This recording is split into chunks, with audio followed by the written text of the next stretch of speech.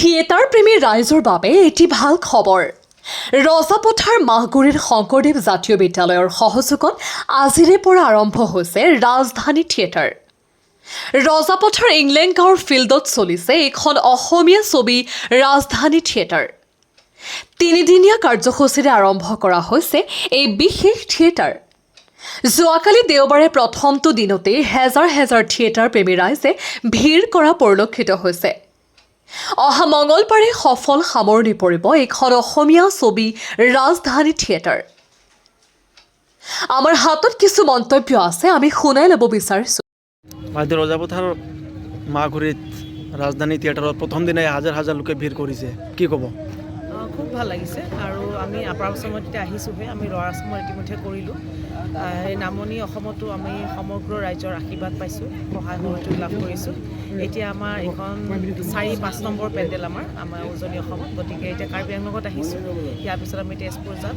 গতিকে আহিয়ে দেখিছোঁ আজি প্ৰথম নিশা আমাৰ বন্দীবিধ এটা আছিল প্ৰণৱ বৰুৱা, গতিকে ৰাইজৰ বিপুল সহায় লাভ কৰিব পাৰিছোঁ। গতিকে সেইটো আমাৰ কাৰণে সঁচাকৈ সৌভাগ্যৰ কথা। কেইদিন হ'ব এনে? আমাৰ তিনিটা নিশাৰ কাৰণে আমি আহিছোঁ। আজি প্ৰথম নিশা আমাৰ বন্দীবিধাতা, কাইলৈ আৰু প্ৰণৱ বৰুৱাৰ আছে বিসৰ্জন, আৰু শেষৰ নাট আমাৰ হ'ল হিমাংশু প্ৰসাদ দাসৰ এটম্ব। গতিকে আমাৰ তিনিখন নাটকেই আচলতে সমান। কমিটিয়ে যিখন নাটক বিচাৰে আমি সেইখন নাটকে ফাৰ্ষ্ট নাইট ছেকেণ্ড নাইট হিচাপে ব্যৱহাৰ কৰোঁ আৰু তেনেকেই কৰি আহিছোঁ।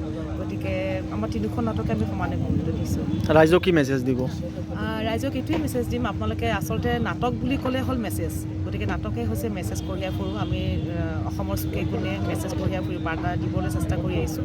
গতিকে আজিৰ যিখন নাটক আছিল, এই নাটকৰ জৰিয়তে এইটোৱে মেছেজ দিব বিচাৰিছোঁ যে ন্যায় সকলোৰে বাবে সমান, লাগিলে ঘৰৰ হওক আনৰ হওক সকলোৰে কাৰণে ন্যায় সমান। গতিকে সেই নাটকখন লৈ তেনেকুৱা এটা হেৰি কৰা গৈছে।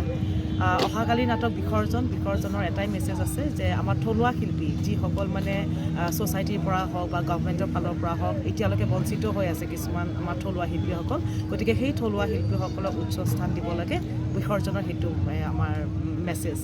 আৰু আমাৰ থাৰ্ড যিখন নাটক আছে এটম্বমত হৈছে এয়া যে যিটো কাৰাপশ্যন চলি আছে বৰ্তমান ছ'চাইটিত, কিন্তু কাৰাপ্টেড পিপুলবিলাক আচলতে এৰেষ্ট নহয়, যিসকল মানে নিৰ্দোষী তেওঁলোকে এৰেষ্ট হোৱা দেখা যায়।